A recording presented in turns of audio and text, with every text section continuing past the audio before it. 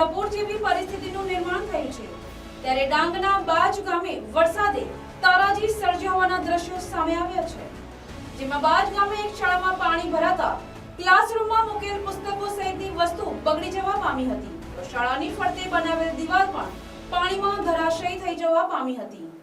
મારું નામ સરોજબેન એસ પવાર, હું પ્રાથમિક શાળા બાજમાં ઉપ શિક્ષિકા છું અને મારી શાળા પ્રાથમિક શાળા બાજમાં અમે સમયસર આવી ગયા। આવીને જોયું તો અચાનક નદીના વહેણમાં ધરાશયી દિવાલો પડી ગઈ, ટોયલેટ બાથરૂમોનું નુકસાન થયું, વહી ગયા અને અમારી શાળાના ઓરડાઓમાં પણ પાણી ભરાઈ ગયું છે ને શાળાના ઓરડાઓમાં બાલવાટિકા ધોરણ 1 ધોરણ 2 ના પાઠ્યપુસ્તકો બોળાઈ ગયા છે અને જે બાળકોને બેસવા માટે આસન શેતરંજીઓ હાલમાં સુવિધા છે તે સુવિધાઓમાં પણ શેતરંજીઓ બધી બોળાઈ ગઈ છે, બધું અસ્તવ્યસ્ત સાધન સામગ્રી થઈ ગઈ છે અને આજે તો મારા શાળામાં બધું કાદવ કીચડ અને ધરાશયી દિવાલોના લીધે ગમે તેમ બધું થઈ ગયું છે, તો અમને કઈ સહાય રૂપે કઈ સાફ સફાઈ કરવા માટે કે કઈ જરૂરિયાત મુજબ અમને કઈ સહાય મળે એવી હું વિનંતી કરું છું।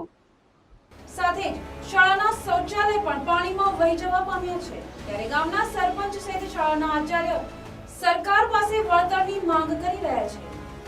ડાંગ જિલ્લામાં વાદળ ફાટતા વઘઈ સાપુતારા માર્ગ પર આવેલ બાજ ગામ નજીક ભારે વરસાદને લઈ પૂરના પાણી રોડ પર આવી જતા બ્રિજ પરનો સાઈડનો માર્ગ ધોવાઈ જવા પામ્યો હતો। જો કે માર્ગ ધોવાતા માર્ગ મકાન વિભાગના અધિકારી તેમજ વઘઈ પોલીસ સ્થળ પર પહોંચી હતી અને સ્થિતિનો તાગ મેળવ્યો હતો। જિલ્લામાં ભારે વરસાદને પગલે જિલ્લાના 10 જેટલા માર્ગ પર પાણી ફરી વળતા માર્ગો બંધ થયા હતા। વહીવટી તંત્ર દ્વારા તાત્કાલિક જેસીબીની મદદથી માર્ગને ખુલ્લો કરવાની કવાયત શરૂ કરવામાં આવી હતી। તો ડાંગ જિલ્લામાં રાત્રિ દરમિયાન વરસેલા ભારે વરસાદને પગલે ડાંગના પ્રવેશ દ્વાર વઘઈ ખાતે અંબિકા નદી પર આવેલ ગિરાધોધ પોતાના રૌદ્ર સ્વરૂપમાં આવ્યો છે।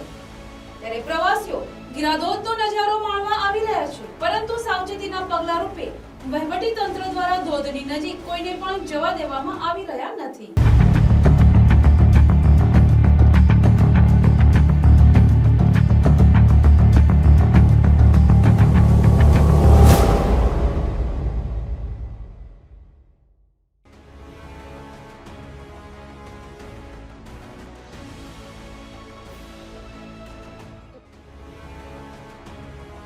હું કેવી કુકણા કાર્યપાલક ઈશ્વર માર્ગ અને મકાન વિભાગ ડાંગ આહવા રાજ્ય।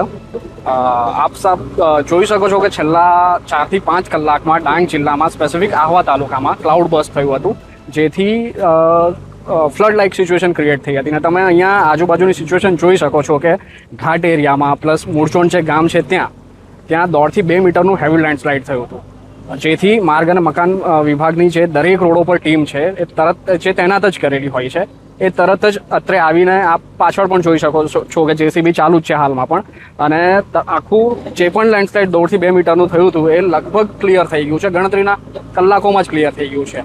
આ રહી વાત આપણા વઘઈ આહવા રોડની। આ સિવાય પણ જે પિંપરી ગાલીબેલ રોડ છે કે પછી વઘઈ સાપુતારા રોડ છે, જે આપણા માર્ગ અને મકાન વિભાગ રાજ્ય હસ્તકના રોડો છે, ત્યાં પણ નાનું મોટું જે લેન્ડસ્લાઇડ થયું છે, ડેબ્રિસ પડી છે, ઝાડો પડી ગયા છે, તો તેને તરત જ માર્ગ અને મકાન વિભાગની ટીમો દ્વારા રિમૂવ કરવામાં આવ્યું છે અને જ્યાં પણ હજુ પણ થોડું ઘણું નાનું મોટું બાકી છે ત્યાં પણ આ જે રોડ દુરસ્તીનું કામ છે તે પૂરજોશમાં ચાલી રહ્યું છે, જેથી વાહન ચાલકોને મિનિમમ હાલાકીનો સામનો કરવો પડે અને રોડ આપણે પૂર્વવત કરી શકીએ। આપ સબ જોઈ શકો છો કે આપણા રોડ લગભગ 1.5 થી 2 મીટરના ડેબ્રિસ હતા, એ ગણતરીના કલાકોમાં માર્ગ અને મકાન વિભાગ દ્વારા ક્લિયર કરવામાં આવેલ છે। આહવાથી વઘઈ સુધીમાં અત્યારે મૂળચોંડ અને બીજા નાના મોટા 2-4 જગ્યાઓ પર પથ્થરો પડવાની કે રસ્તા ધોવાની જે ઘટના બની હતી ત્યાં અત્યારે સાઇડ ક્લીન કરી દેવામાં આવી છે અને વાહનોની અવરજવર ચાલુ થઈ ગયેલી છે।